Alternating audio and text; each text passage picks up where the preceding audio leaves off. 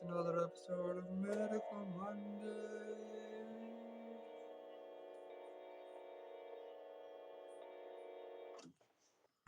And today's episode is on the pituitary and hypothalamus glands. So here's a quick rundown of the hypothalamus gland and the pituitary gland. Now, the hypothalamus gland right here is kind of at the base of the brainstem, going down into the spinal cord, obviously. And this is a pituitary gland down here, which is actually made up of two sections, so to say. I'll get to that in a minute in this video. Now, the hypothalamus gland, it's kind of considered to be, yeah, I'm trying to think of a good word to explain this simply. It's mostly known as the head pub, I guess you might say, of hormones and homeostasis, you might say. Now, homeostasis is pretty much just regulating the body and keeping things in functioning shape and everything. Yeah, and going through the procedures to make sure everything is running properly. It's kind of like the main hub where everything is kind of happening. But the pituitary gland itself is more called the master gland because it produces a lot of the different hormones that actually set off different sections of the brain, such as the amygdala and the hypothalamus, for example. But it also gets into a lot of other different hormones that actually contribute to the thyroid gland and to the sexual glands and to, as you know, growth hormones, because most people know the pituitary gland releases the growth hormone that creates you to grow, but it also has a lot of other functions, so let's get into it. Now, the posterior pituitary gland does do a couple of functions, like, for example, during pregnancy, it triggers a lot of the contractions of the uterus during the labor, and it's often what starts the process of,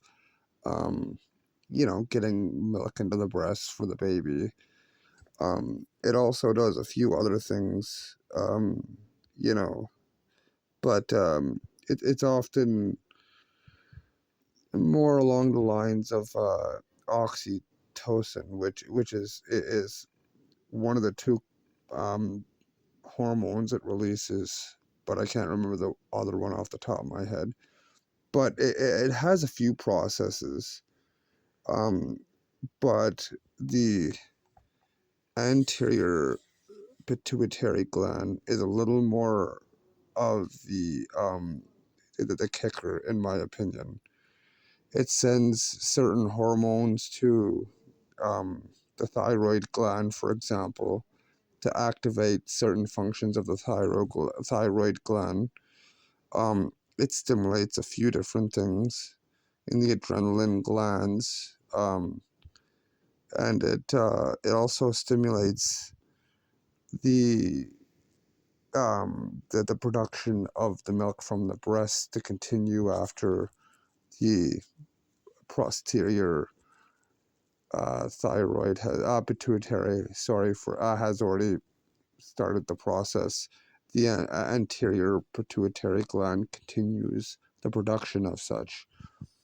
It also communicates with the amygdala, and the two of them function together for your flight and fight response, although the amygdala is the one that actually makes the hormone, but then I'm pretty sure it sends it back to the pituitary gland, which sends things up to your hypothalamus to relate that to the rest of your body.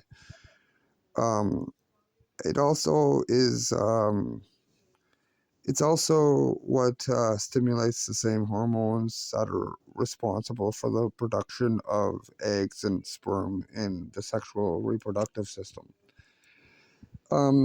altogether, the pituitary glands do function quite a few different things. I'm not going to get into super depth right now. I might do a different video, particularly on the pituitary gland. But I wanted to do one with the pituitary gland and the hypothalamus because they work together, and this is kind of like the motherboard, as I said, of the endocrine system, but it functions through the hypothalamus. So I kind of wanted to give you an idea of where the endocrine system begins. And I do want to redo the endocrine system video. I'll probably get that done and add it as well as another video on a Medical Monday. But yeah, like this is the typical workings of the pituitary and hypothalamus glands. If I hadn't mentioned yet, the anterior pituitary gland is also responsible for the growth hormone, so I'll probably get into that a bit more. But thanks for following along. I hope you're all doing well, and to keep this short, I'm probably going to end it here. If you have any other topics you would like to hear about on a Medical Monday, feel free to comment down below or email me directly at Ottawa Valley Vibes at outlook.com. That's Ottawa Valley Vibes at outlook.com. Thanks for following along, and I hope you're all doing well. Take care.